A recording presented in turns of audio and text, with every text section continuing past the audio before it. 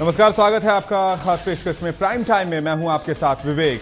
खास पेशकश है कांस्टेबल की मौत, जिम्मेदार कौन। 16 तारीख को दिल्ली में एक नृशंस घटना सामने आती है जो पूरे देश को झकझोर कर रख देती है। भ्रष्टाचार और बढ़ते अपराध के जख्म को झेल रहा भारत एक बार फिर से करा उठता है, लेकिन इस बार देश की खामोशी टूटती है और युवा नेतृत्व राष्ट्रपति भवन के बाहर अपने जख्मों का मरहम मांगने पहुंचता है। और यहीं से शुरू होता है एक ऐसा अध्याय जो न सिर्फ बिना किसी राजनेता के एक युवा आंदोलन में तब्दील होता है, बल्कि एक परिवार से उसका मालिक, बच्चे से उसका पिता और एक बीवी से उसका पति छीन लेता है। अब सवाल यह है कि इसका जिम्मेदार कौन है।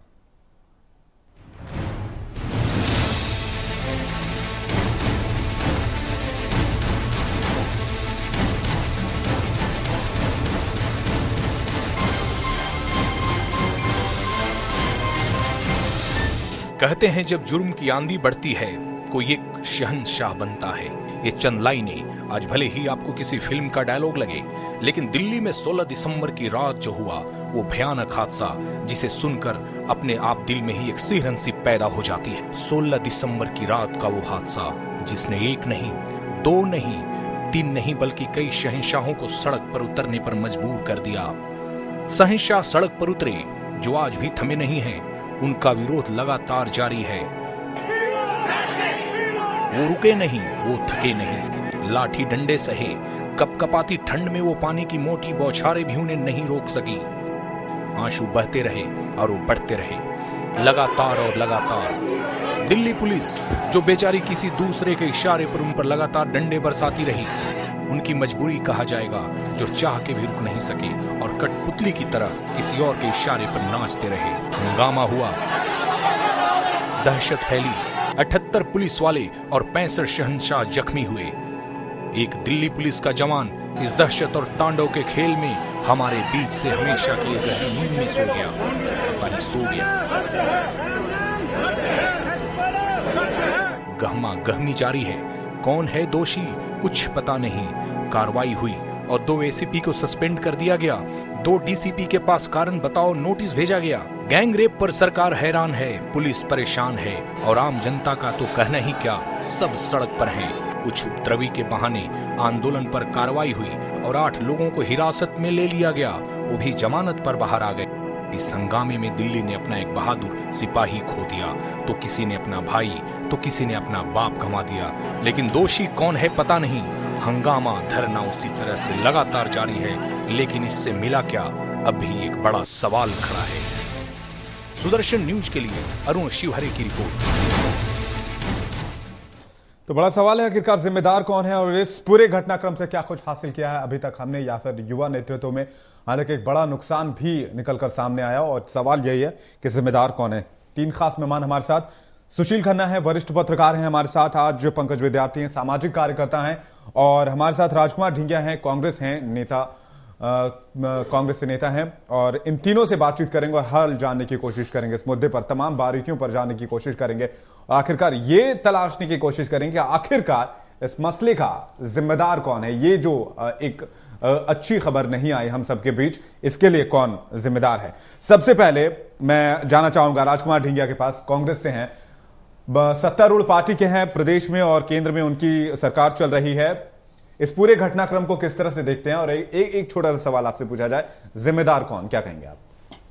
देखिए, ये जो घटना हुई है, युवाओं ने जो आज एक मोड़ ले लिया है इस भीड़ ने, क्योंकि इसमें हो सकता है कि युवा अपनी जो बात है वो शांतिपूर्वक भी रख सकते थे, लेकिन चलिए जो भी रहा है।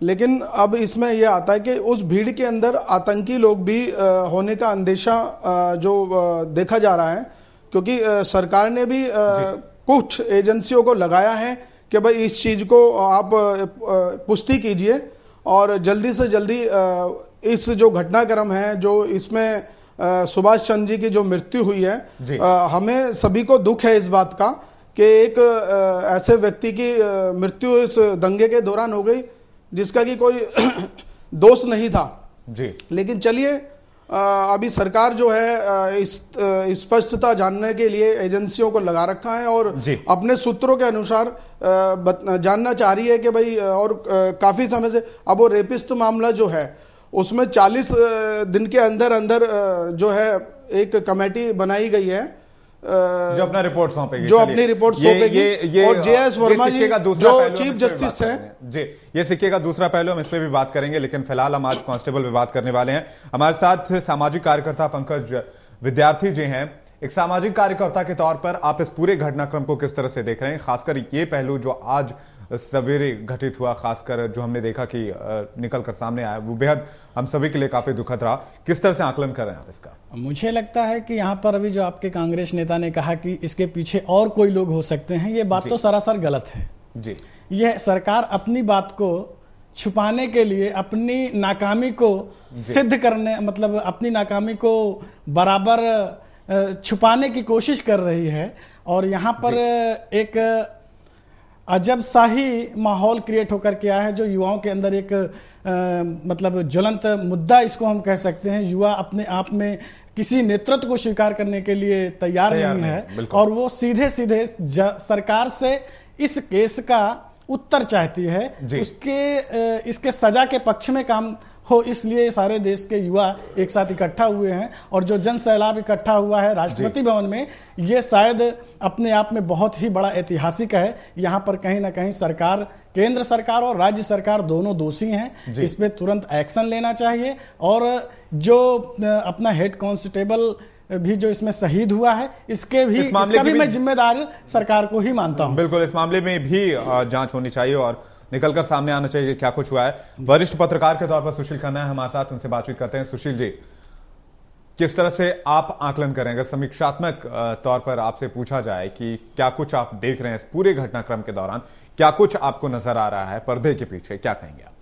देखिए, जैसा कि आप सबको मालूम है कि जैसे जैसे वहां इंडिया गेट पर पब्लिक बढ़ती रही, तो प्रशासन को भी चाहिए था कि वहाँ खुफिया एजेंसी या कुछ लोग उसमें अपने डालते, अपने लोग उसमें होते, जो कि देखते कि लोग वहाँ कोई गलत जो लोग घुस आए हैं वहाँ, तो उन पे अंकुश लगाया जाता। परंतु ऐसा नहीं किया गया, जिससे कि ये सरकार को ही मैं दोषी मानता हूँ जी। उसके अलावा जो ये कांड हुआ है, जो कांस्टेबल की मौत हुई है जी, कैमरे सब वहां पर लगे हुए थे, कैमरे में देखा जा सकता है कि उसके लिए कौन दोषी है जी। तो इसके लिए जांच की जरूरत है। राजकुमार ढिंगिया कांग्रेस से हैं हमारे साथ इस वक्त मौजूद। जैसे कि हमने बातचीत किया, दोनों ही जो हमारे साथ खास मेहमान मौजूद हैं, दोनों ने साफ तौर पर कहा कि सरकार इसके लिए, जो सत्तारूढ़ पार्टी है वो इसके लिए खास तौर पर जिम्मेदार है, क्योंकि इस तरह की परिस्थितियां बनने तक का इंतजार किया गया। क्या आपको नहीं लगता है कि सरकार ने इस चीज का इंतजार किया कि स्थितियां और बिगड़ जाए, इसके बाद इसमें कुछ, हालांकि ये कह सकते हैं कि जागने में आपने देर कर दी? नहीं, जागने में कोई इसमें देर नहीं हुई। देखिए, एक जो केस हुआ वो रेपिस्ट ने किया, और वो एक गैंग रेप के नाम से सामने आया। यही हमें दुख है इस चीज का कि भाई ऐसी घटना जो दिल्ली के अंदर नहीं होनी चाहिए थी, लेकिन सरकार ने जल्दी से जल्दी सख्त कदम उठाते हुए 3-4 दिन के अंदर ही सारे के सारे जो अपराधी थे उन्हें एकदम से पकड़ लिया गया। और क्योंकि कानून में संशोधन की जो बात होती है, कानून में संशोधन ऐसे ही नहीं कर दिया जाता, क्योंकि अभी 307 उन पे लगाई गई थी। तो अब युवा शक्ति जो है, उन्हें नेतृत्व की जरूरत है आज, और नेतृत्व के लिए सरकार ने कहा भी था कि भाई 5-6 लोग आप आइए और अपना एक टीम लीडर हमें दीजिए, जिससे कि हम बात करेंगे और आपकी बातों को सुनेंगे और जल्दी से जल्दी उस पर कार्रवाई करेगी। क्योंकि केस को लेकर जेएस वर्मा जी जो चीफ जस्टिस हैं, उन्हें अध्यक्ष बनाया गया है एक कमेटी का, और जल्दी से जल्दी जो भी चीजें आती हैं सामने। एक चीज समझ नहीं आ रही यहाँ पर, ये थोड़ा सा अटपटा सा लगता है राजकुमार जी। हमने देखा कि काफी लंबे समय से आंदोलन चल रहा है, कुछ युवा मिलने भी गए थे अंदर, और सुशील कुमार शिंदे जो हमारे केंद्रीय गृह मंत्री, उनसे बातचीत भी हुई थी शायद उनकी, और इसके बाद कोई भी आपकी तरफ से कोई भी नुमाइंदा सरकार की तरफ से युवाओं के पास नहीं पहुंचा, खासकर जंतर मंतर पर जहां पर अभी तक प्रदर्शन जारी है वहां पर नहीं पहुंचा। क्या सरकार इसे अपने को झुकना मानती है, या सरकार झुकना नहीं चाहती, या सरकार वहां तक निकलकर जाना नहीं चाहती, अपनों के बीच नहीं जाना चाहती? नहीं, सरकार तो देखिए, युवा शक्ति जो है वो सरकार का एक अंग है, और सरकार कभी भी जो अलग नहीं करेगी उसे। लेकिन चीजें यही है कि अब ये पुष्टि भी की जा रही है और जांच भी की जा रही है, और हम लोगों ने क्या है, एजेंसियां भी लगाई हैं और अपने गुप्त लोग भी लगाए हैं।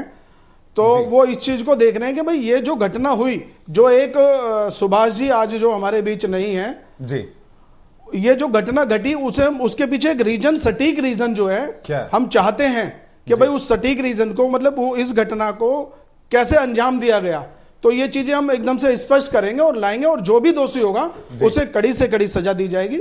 आश्वासन पूरा दिया गया है। दो तरह के दोषी यहां पर हो गए हैं। एक तो उस रेयरेस्ट ऑफ द रेयर जो कहा जा रहा है आपकी सरकार की तरफ से, किस तरह के मामलों में अलग से टीम बनाई जाएगी और जांच कराया जाएगा। जी हमारे साथ सुशील जी हैं वरिष्ठ पत्रकार के तौर पर। एक आपने सुना कि सरकार ने कार्रवाई की है, जांच टीम बनाई है और कमेटी भी गठित कर दी गई है, तमाम तरह की चीजें। हालांकि काफी देर से जागी सरकार और इसी चीज को लेकर सवाल है।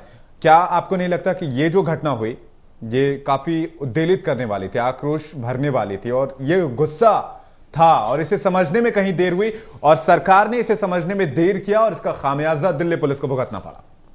अगर ये जैसे ये घटना हुई थी उसी वक्त ही सख्त कार्रवाई कर दी जाती तो ये ऐसा नहीं होता।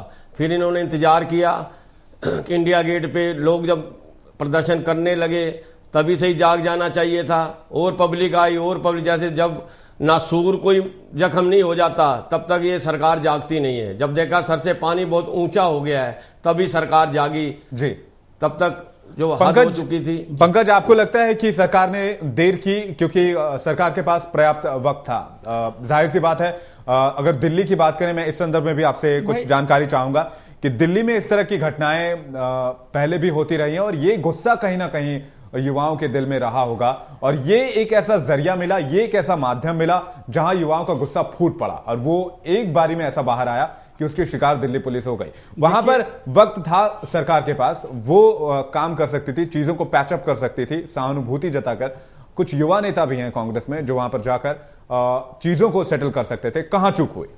देखिए, हमें जो लगता है कि वर्तमान स्थिति में जब ऐसी कोई स्थिति उत्पन्न होती है तो जो जनसैलाब उठा उसमें प्रेजेंट टाइम के किसी नेता को कोई युवा स्वीकार करने को तैयार नहीं। एक पहला प्रश्न है। दूसरा प्रश्न है कि दिल्ली सरकार की जो माननीय मुख्यमंत्री शीला दीक्षित जी हैं, उनका हमेशा मैंने स्टेटमेंट देखा है कि वो सदैव उनके प्रशासन में जो भी कोई बड़ी घटना घटती है तो उसे वो दिल्ली पुलिस पर छोड़ देती हैं। ये नोट करने वाला विषय है कि दिल्ली पुलिस को ऐसा नहीं करना चाहिए, दिल्ली पुलिस को ऐसा नहीं करना चाहिए। ऐसी बहुत सारी घटनाएं, ऐसा नहीं है कि 16 दिसंबर की ही घटना इंपॉर्टेंट है, उससे पहले भी 3 दिसंबर को हुआ है बलात्कार, 4 दिसंबर को हुआ है, फिर 8 दिसंबर को हुआ है, फिर जाकर 14 को हुआ है, फिर 16 को हुआ है, और 16 के बाद भी बलात्कार हुए हैं। ये एक ऐसा बलात्कार का केस सामने आया है जिसमें लगातार लोगों के अंदर की पीड़ा सामने आई और सरकार का कहीं ना कहीं इसमें नाकामी साफ दिखाई देती है, और जिसका ये परिणाम हमारा बिल्कुल हम सबको भुगतना पड़ा है। न सिर्फ ये एक परिवार की कहानी है, वो परिवार हमारे देश का हिस्सा है और परिवार से मिलकर ही देश बनता है। और आज अगर नुकसान हुआ है तो ये समाज का नुकसान है, हमारा नुकसान है। क्या हल निकल सकता है इसका? कैसे इस पर आगे बढ़ेंगे और किस तरह से इसको अभी ढुलमुल रवैये से इसको बंद करने की, जांप तोप करने की कोशिश की गई है? इस पर बात होगी एक छोटे से ब्रेक के बाद।